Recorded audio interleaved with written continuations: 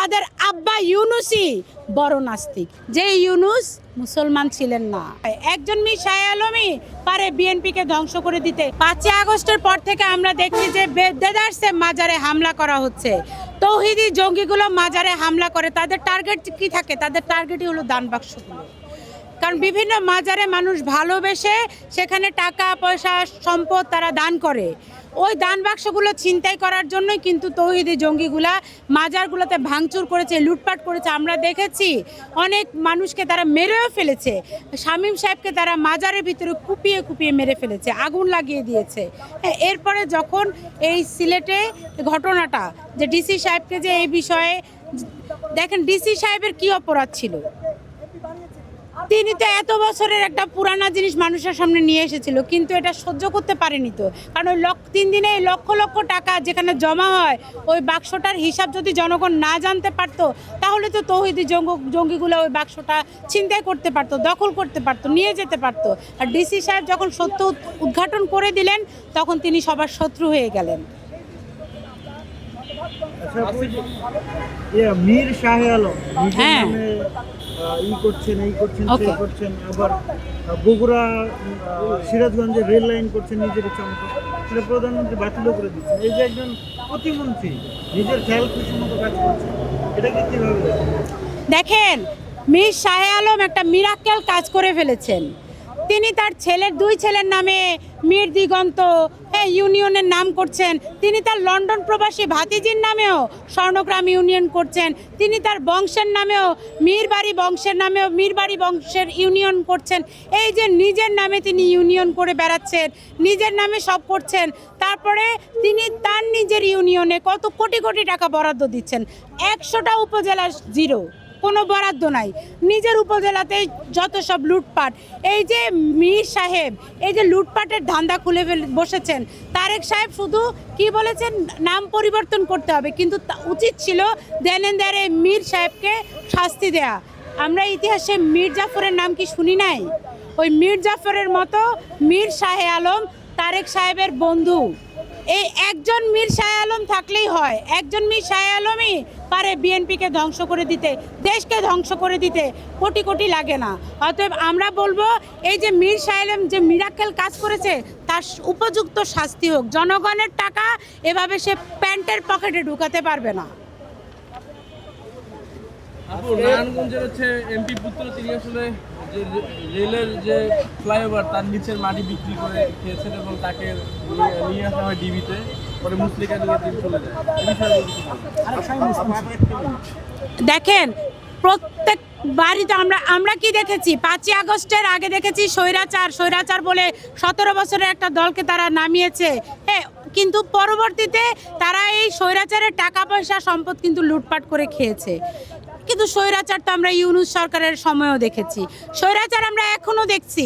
এই স্বৈরাচার তো তাদের দলের ভিতরেই, যখন তারা ক্ষমতায় যায় তখন তারা লুটপাট করে খায়। নারায়ণগঞ্জের ঘটনাটা তো আরেক স্বৈরাচারিতার প্রতিফলন। এই ছেলেটাকে মুসলেকা দিয়ে ছেড়ে দিল কেন? তার তো শাস্তি হওয়া উচিত ছিল। অথচ জনগণের টাকা তারা দেদারসে লুটপাট করে খাচ্ছে। বিএনপি, জামাত, ইউনূস কোনো পার্থক্য নেই, একই তো। সবাই দেখ, আপনার টাকা আমার টাকা, আমাদের কষ্টের টাকা লুটপাট করে খায়। সংসদে যেখানে প্রতি মিনিটে খরচ হয় 2,72,000 টাকা, এই টাকা কোথা থেকে আসে? আপনার আমাদের কষ্টের টাকা। অথচ এই পবিত্র সংসদে জনগণের জন্য কোনো কথা কেউ বলে না। মার্কিন চুক্তি বাতিল নিয়ে কোনো কথা কেউ বলে না। দ্রব্যমূল্যের এত দাম, এগুলা নিয়ে কোনো কথা বলে না। সবাই কি কথা বলে? জামাতের নেতারা কি কথা বলে? বলে ওয়াশিং মেশিন দাও, ওভেন দাও। জামাতের নেতা সংসদের মতো জায়গায় কি সুই আর চালুনির ফুটা গুনছে? সংসদের মতো জায়গায় জামাতের এমপিগুলো সংসদের মতো জায়গায় চানাচুরের মান নিয়ে গবেষণা করছে। অথচ মানুষ রাস্তায় ঘুমায়। এগুলা নিয়ে সংসদে কোনো কথা নাই। সংসদে আরেক মহিলা বাংলা ইংলিশ মিলিয়ে উনি যে কী বক্তব্য দিয়েছেন উনি নিজেই জানেন না। আমরা আসলে সংসদটাকে যাত্রাপালা দেখতে চাই না ভাই। আমরা দেখতে চাই সংসদটাকে এমন সংসদ, নেতারা আমাদের কথা বলবে, আমাদের কষ্টের কথা বলবে, আমাদের অধিকারের কথা বলবে। কিন্তু সংসদে আমরা এরকম চটকদার কথা চাই না। সংসদে কেন আপনি ওয়াশিং মেশিন চেয়েছেন? আপনি এত ফকিন্নি? হামের কারণে 700 শিশু মারা গেছে। ইউনূস এবং নূরজাহানের শাস্তি চান কি? অনেকবার বলেছে, আবারও বলি, হামে যে মানে পত্রপত্রিকায় এসেছে 700, কিন্তু আমরা মনে করি হাজার হাজার শিশু মৃত্যুবরণ করেছে। এই কোটা না আন্দোলন করতে করতে ইউনূস সাহেবের লোকজন কি করলো, কোটাতেই এসে উপদেষ্টা হলো।